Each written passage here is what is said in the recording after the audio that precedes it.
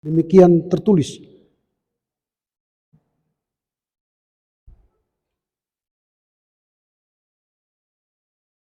Sebab itu, katakanlah kepada kaum Israel, beginilah firman Tuhan Allah. Bukan karena kamu aku bertindak, hai kaum Israel, tetapi karena namaku yang kudus, yang kamu najiskan di antara bangsa-bangsa kemana kamu pergi. Aku akan menguduskan namaku yang besar, yang sudah dinajiskan di antara bangsa-bangsa, dan yang kamu najiskan di tengah-tengah mereka. Maka bangsa-bangsa akan mengetahui bahwa akulah Tuhan, demikianlah firman Tuhan Allah, ketika aku menunjukkan kekudusanku kepadamu di hadapan bangsa-bangsa. Aku akan mengambil kamu dari bangsa-bangsa dan mengumpulkan kamu dari semua negeri, serta akan membawa kamu kembali ke tanahmu. Aku akan mencurahkan ke atasmu air jernih, sehingga kamu menjadi tahir. Aku akan menahirkan kamu dari segala kenajisan berhalamu. Aku akan memberikan kepadamu hati yang baru dan roh yang baru dalam batinmu. Aku akan menyingkirkan dari tubuhmu hati yang membatu dan memberikan kepadamu hati yang lembut. Rohku akan kutaruh dalam batinmu, dan aku akan membuat kamu hidup menurut segala ketetapanku dan tetap berpegang pada peraturan-peraturanku serta melakukannya. Demikian firman Tuhan.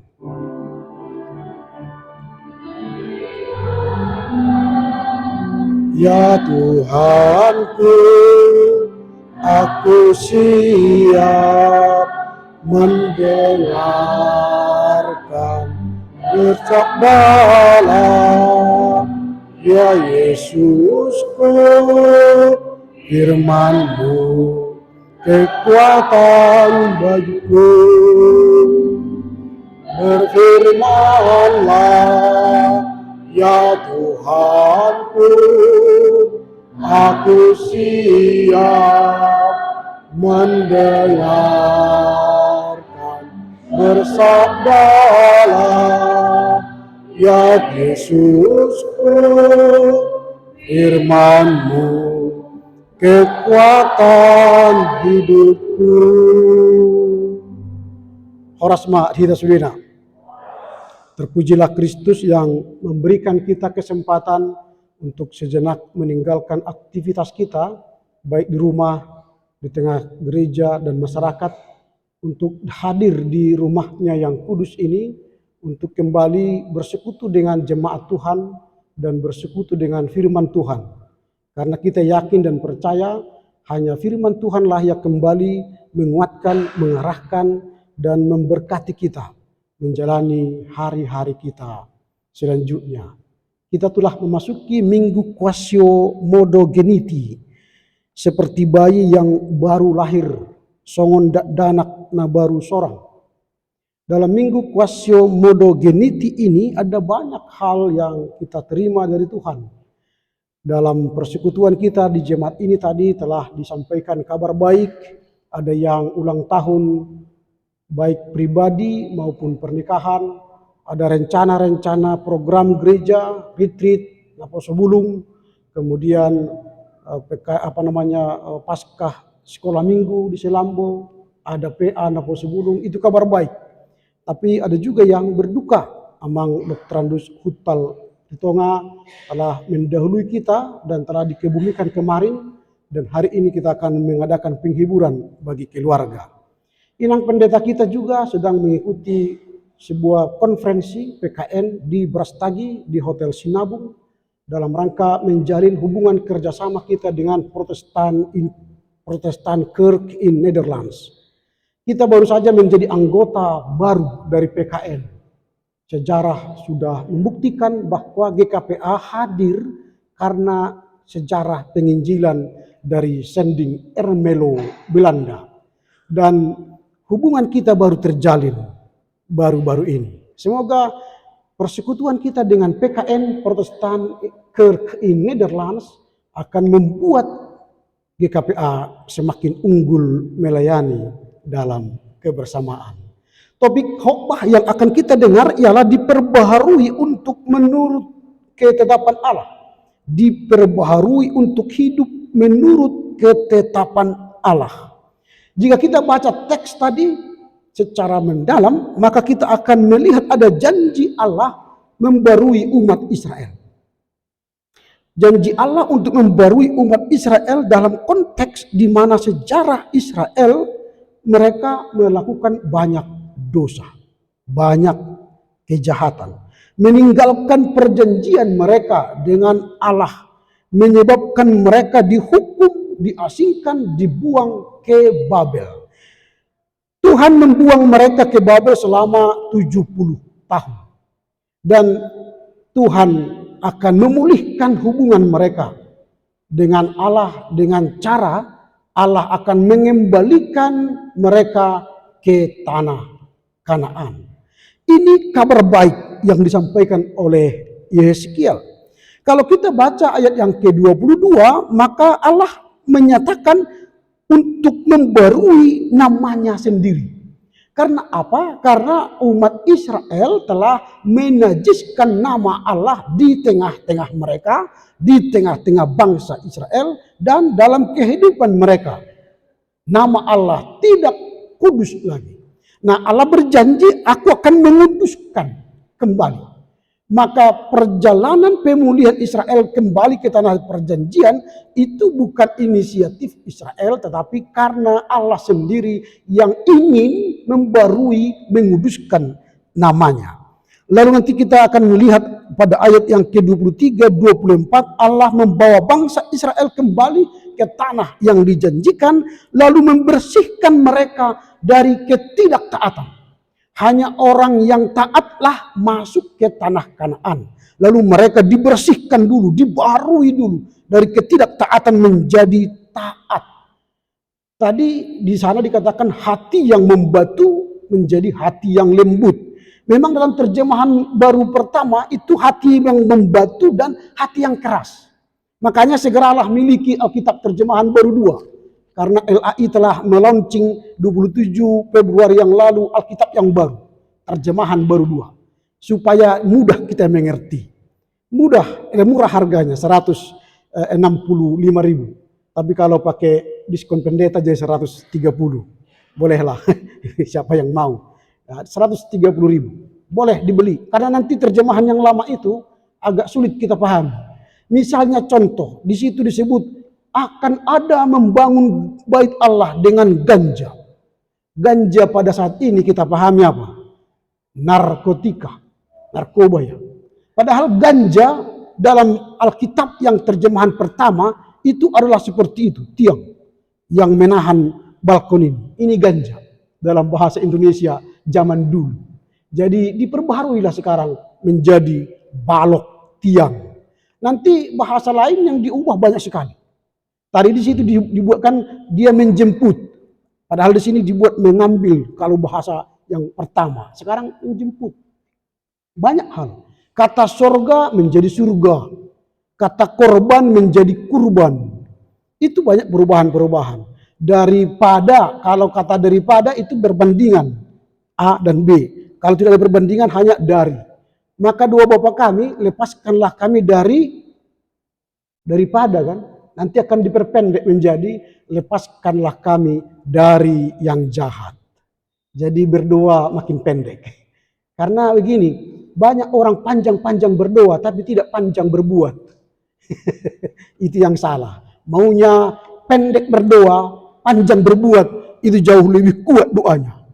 Daripada panjang berdoa setengah jam tapi tidak berbuat apa-apa. Jadi kita akan melihat di sini ya, segera miliki. Ini diperbaharui. Pada ayat yang ke-25-27 Allah memberikan roh untuk membarui umat. Tidak ada cara lain kalau tidak ada Roh Kudus.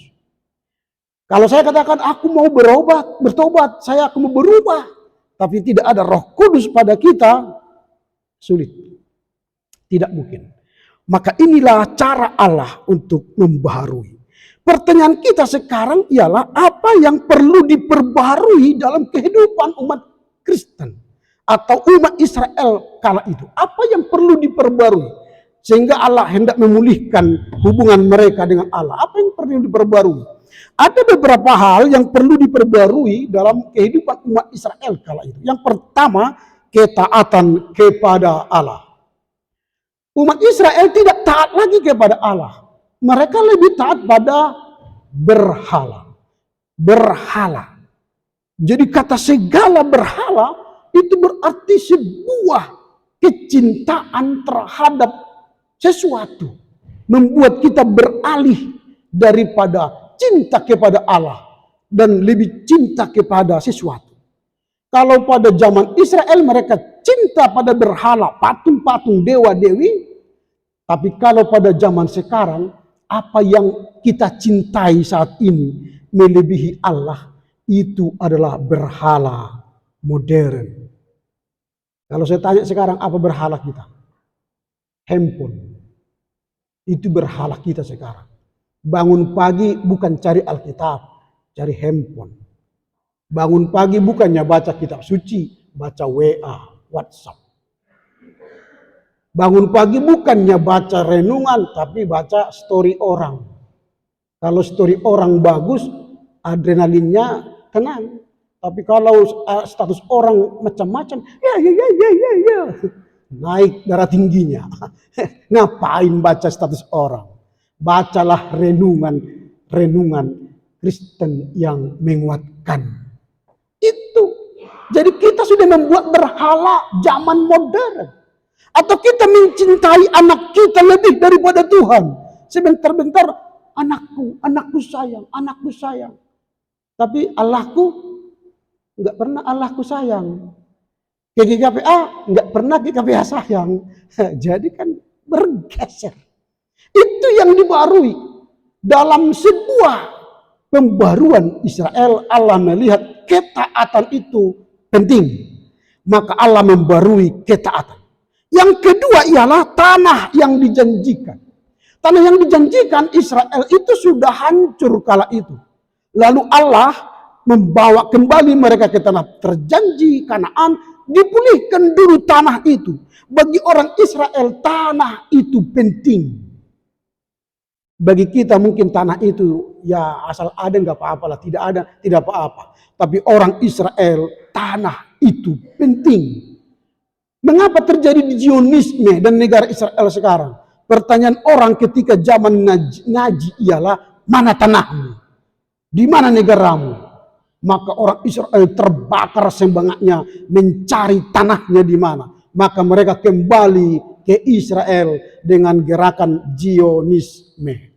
Lalu mereka menjadi sebuah negara. Karena apa? Soal tanah. Menghargai tanah. Penting. Maka Allah memulihkan tanah mereka. Kembalilah ke Israel. Duduk tinggallah di sana. Maka mereka suka cita. Tanah itu simbol. Identitas bagi orang Israel. Kita pun punya tanah. Identitas kita. Yaitu apa? Tanah Luat Angkola. Orang Angkola. Itu identitas kita. Jadi kita harus diperbaharui nanti sebagai orang Angkola. Mencintai Angkola. Menjadikan Angkola tempat satu-satunya pemujaan kita kepada Allah yang benar. Sehingga kita bukan lagi mencintai tanah orang. Tapi kita mencintai GKPA. Supaya unggul GKPA ini.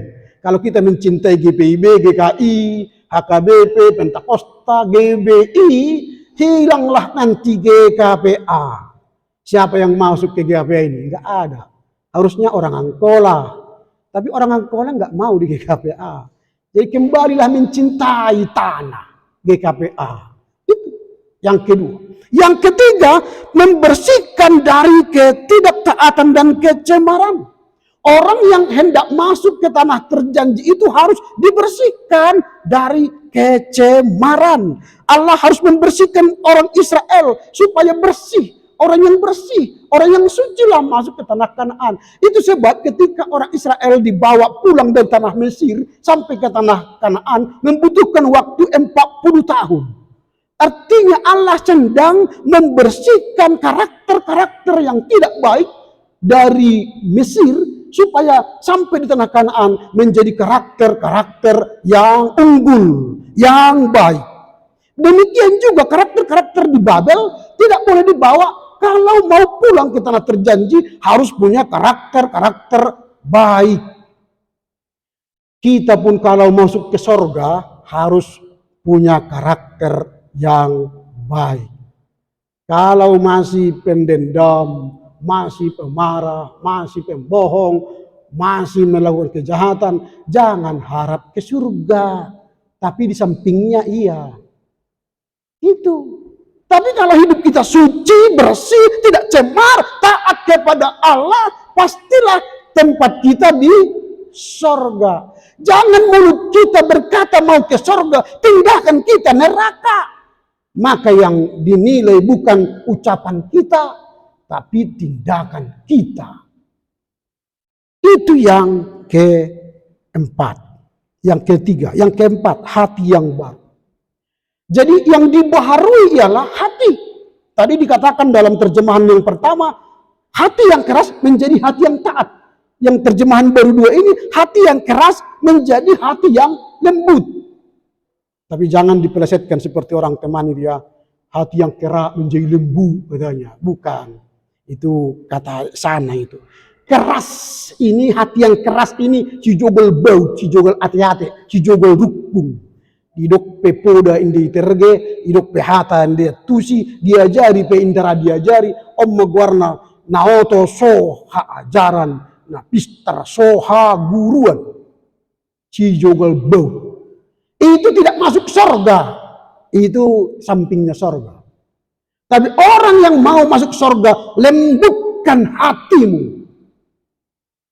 Lembutkan hati berarti melapangkan hati, menerima keadaan, menerima situasi, menerima hidup apa adanya. Itulah hati yang lembut. Yang terakhir, Roh Kudus. Untuk menjadi diterima dan dipulihkan, diperbaharui, saya katakan tadi, kekuatan yang paling utama ialah Roh Kudus. Kalau saya mengatakan aku bertobat, memperbaiki kata, perbuatan, sikap, tingkah lakuku hanya di mulut, tapi tidak didukung oleh kekuatan roh, maka sia-sialah pertobatan kita. Jadi Roh Kuduslah yang akan memberi semangat bagi kita melawan kejahatan, melawan dosa, melawan kelaliman, tapi dia akan memberi kekuatan kepada kita melakukan kehendak Allah, taat kepada Allah, dan menaati perintah-perintah Allah. Ini pertanyaan yang pertama. Pertanyaan yang kedua ialah bagaimana Allah membuat kita supaya bisa dibarui. Bagaimana caranya? Pertama, kalau kita baca ayat yang ke-25, Tuhan menyucikan kita dari berhala, kenajisan. Lalu yang kedua, pada ayat yang ke-26, Tuhan memberi kita hati dan roh yang baru. Dan pada ayat yang ke-27, Tuhan menaruh roh dalam diri kita. Nah, apa yang perlu kita renungkan dalam Minggu Quaestio Modo Geniti? Seperti seorang bayi yang baru lahir. Bayi yang baru lahir tidak tahu apa-apa, dia butuh tuntunan, butuh ajaran, butuh bimbingan, supaya dia berjalan pada jalan yang benar, pada jalan yang dikehendaki Tuhan. Maka kepada bayi, janganlah ajarkan ajaran yang salah. Karena itu akan dia ingin sampai mati. Misalnya begini, mengajar anak-anak, ajarkanlah kata-kata yang benar dan tepat. Masak makan mama, minum mimi, mau tidur bobo, itu kan tidak benar. Ajarkan anakku, kau mau makan, mau minum, mau tidur, mau nyanyi, kata-katakanlah kata yang benar supaya terekam di memorinya. Ketika dia pandai berbicara, dia ucapkan kata yang benar. Tapi kalau kita ajarkan kata-kata yang salah, maka ketika dia pandai berbicara, dia hanya tahu kata yang salah. Ini yang salah kepada pendidikan. Jadi iman Kristen pun jangan ajarkan yang salah. Kalau kita mengatakan saya seperti bayi yang baru lahir, baru bergabung dengan GKPA, baru mengenal GKPA, maka ajarkanlah yang benar sesuai iman GKPA dalam konfesi GKPA supaya jemaat ini bertumbuh dalam iman GKPA, supaya jangan lari ke gereja lain. Kita ajarkanlah keunggulan GKPA supaya orang bertahan di GKPA. Jangan ajarkan yang salah. Ini yang penting. Jadi kita harus mengajarkan yang benar. Misalnya lagi kepada anak-anak, ketika dia jatuh, lalu dia katakan, siapa yang membuat kau nangis? Ini ya. Itu mengajarkan balas dendam. Maka ketika besar kita membuat dia nangis karena tidak mampu memberikan sepeda motor ketika dia kuliah, dia tendang kita. Balas dendam ke kita. Karena sudah kita ajarkan balas dendam sejak kecil. Makanya kalau dia jatuh, jangan ajarkan balas dendam. Kita angkat dia, pindahkan, lalu obati kalau ada yang luka, lalu ajari sekali lagi cara berjalan yang baik begini supaya jangan jatuh. Maka bagi dia tidak ada balas dendam, tapi mengatasi masalah dengan tepat. Makin besar dia akan menjadi orang yang mencari solusi di tengah masalah, bukan membuat masalah di tengah kedamaian. Ini ajaran yang harus kita lakukan supaya benar kehidupan menggereja kita, kehidupan berjemaat kita, kehidupan rumah tangga kita. Apa yang hendak kita lakukan dalam minggu Quaestio Modogeniti? Yang pertama, hiduplah dalam pentahiran Allah. Pentahiran Allah membutuhkan proses. Saya katakan tadi Israel keluar dari Mesir 40 tahun dalam rangka pentahiran. Itu pun tidak ada yang sampai ke sana yang lahir di Mesir kecuali Kaleb dan Joshua. Artinya apa? Bisa saja kita pun gugur di tengah jalan sebelum sampai ke surga. Maka bertahanlah sampai pada akhirnya. Jangan mencele-mencele. Berimanlah yang kokoh. Supaya apa? GKPA itu unggul imannya. Kalau ada masalah, bukan keluar jalan keluarnya, tapi hadapi masalah. Itu. Jadi proses pentahiran itu membutuhkan keseriusan, ketaatan. Kalau dibentuk menyakitkan, bukan lari, tapi hadapi supaya terjadi yang unggul. Itu yang pertama. Yang kedua, hidup kita harus memiliki hati yang mau dibarui. Harus mampu dibarui. Misalnya gereja ketika membarui, contoh, ini hanya contoh ya. Gereja kita kan hanya mewartakan yang ulang tahun kan. Tapi tidak pernah menyebut selamat ulang tahun kepada yang ulang tahun. Misalnya selamat ulang tahun Amang Profesor. Biasanya di gereja-gereja seperti itu, diundang Amang ini berdiri, lalu orang lain menyalam dia. Supaya Amang ini merasa memang ada teman yang mengucapkan ulang tahun. Itu kan diperbaharui. Lalu gereja memberi ayat Alkitab satu. Ini Amangnya sebagai hadiah ulang tahun kepadamu. Itu membaharui. Jadi pelayanan kita diminati orang. Datang nanti, ayo ke GKPA. Kenapa? Kalau ulang tahun dikasih ayat Alkitab. Wah, cerita nanti ke orang lain. Tambahlah jemaat GKPA. Nah, ini perbaharuilah pelayanan. Apalagi ini sekarang tahun penata layanan. Tata layan kita tingkatkan supaya orang datang ke kita. Jangan membleh. Itu yang ketiga, yang terakhir. Hidup kita harus menuruti segala ketetapan Tuhan. Jadi pada saat kita dibentuk menjadi beriman yang baik, taatlah kepada segala ketetapan firman Tuhan. Kalau segala ketetapan firman Tuhan di sini banyak sekali.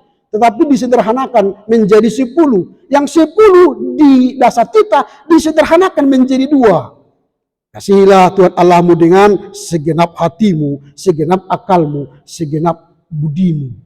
Lalu di nomor 2-nya, kasihilah sesama manusia seperti dirimu sendiri. Kalau 2 hal ini pun tidak bisa kita kerjakan, ya sulitlah. Nah inilah yang kita lakukan setiap hari. dalam merayakan Minggu Quasio Modo Gini ini. Kiranya Tuhan memberkati kita menjadi orang atau jemaat yang bertumbuh seperti bayi, yang mengharapkan susu murni, pengajaran murni, dogmatika yang murni di dalam persekutuan kita di GKPA. Amin. Amin, amin. Kami sungguh yakin dan padamu bersyukur dalam nama Putramu. Terima kasih Bapa karena firman-Mu mengajar kami untuk mau dibarui. Melalui firman-Mu kami akan diingatkan kembali untuk mentahirkan diri kami, mau mengubah diri kami dan melakukan ketetapan-ketetapan-Mu. Mampukan kami untuk menjadi pelaku firman-Mu, bukan hanya pendengar. Demi Kristus. Amin.